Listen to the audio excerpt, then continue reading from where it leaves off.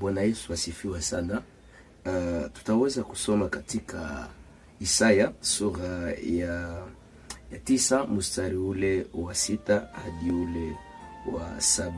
Naongoza usomi katika jina la Yesu Kristo.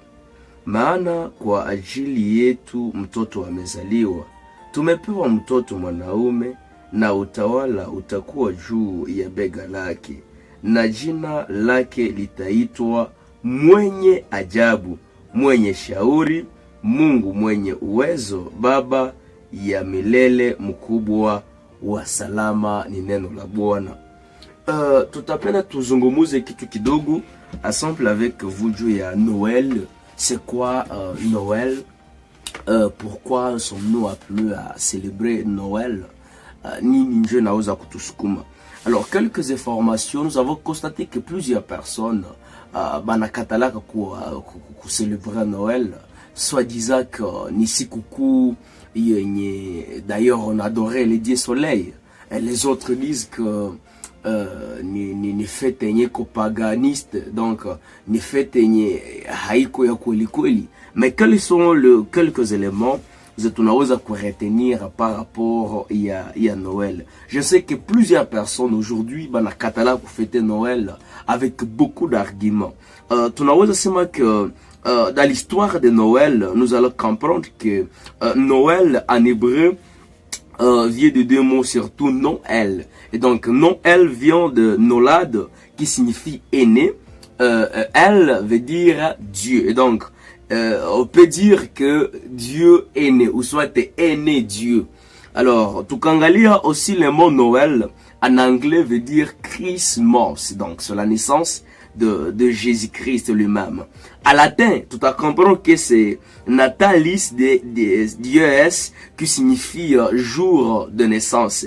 Dans ces mêmes perspectives, nous devons comprendre que Noël, les autres disaient à ce même moment, ils disaient que ça vient du mot Noio.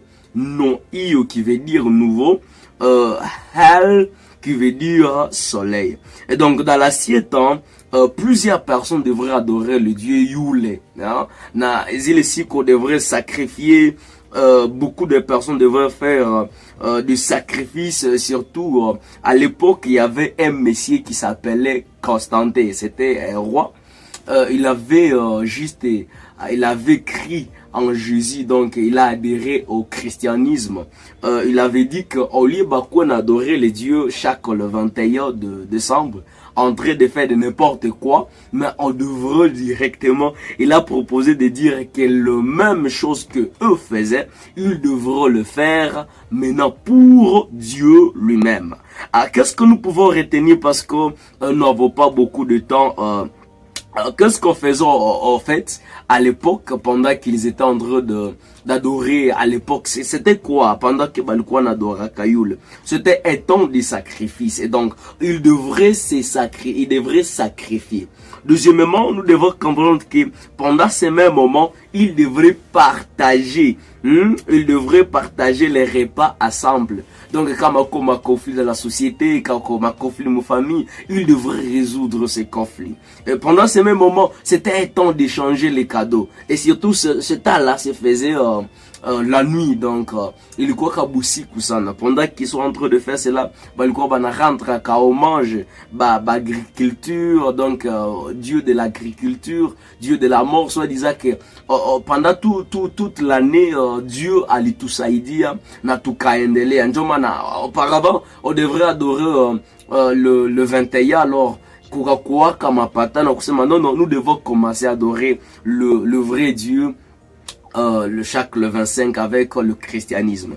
Alors quelque chose, parce que je sais que mais qu'est-ce qu'on peut dire? Pendant ces mêmes moments, il devrait aussi avoir le temps de méditer. Donc il devrait méditer. Deuxièmement, il devrait avoir le temps de contempler. Troisièmement, il devrait avoir le temps d'évoquer les dieux. Quatrièmement, il devrait donner des sacrifices. Je sais que c'est une grande leçon j'aimerais encourager les chrétiens de commencer à adorer pendant les moments et à Noël, à comprendre, à comprendre qui est Christ dans sa vie. Parce que là où nous venons de lire, la Bible nous dit que c'est le Fils qui nous est né, un Fils nous est donné, et il s'appelle Emmanuel, il s'appelle Jésus-Christ, Dieu avec nous. Donc dans nos projets, dans tout ce que nous pouvons faire, il est là, il fait plusieurs choses. Et ce que j'aime est que la Bible est en train de détailler, il dit que premièrement c'est un conseiller merveilleux. Ah, mon frère, tu as déjà manqué des conseils, papa, tu as déjà manqué des conseils. Voici, nous voulons commencer avec l'année 2025.